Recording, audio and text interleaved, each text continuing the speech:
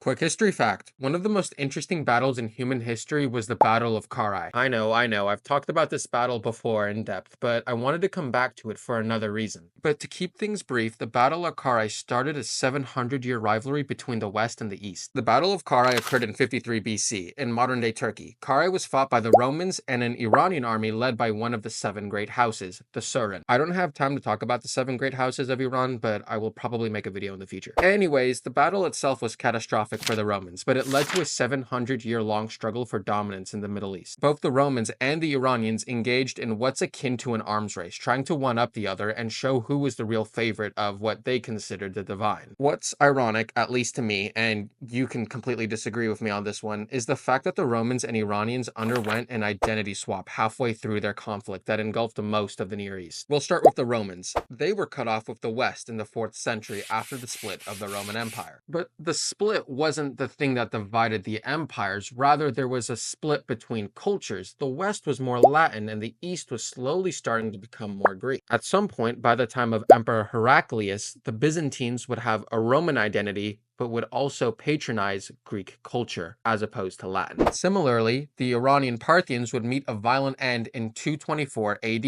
by the Persian Sasanians, a rival dynasty in the Iranian world. Both the Eastern Romans and Sasanians continued their ancestors' legacy of violence until an outside force concluded the conflict for them.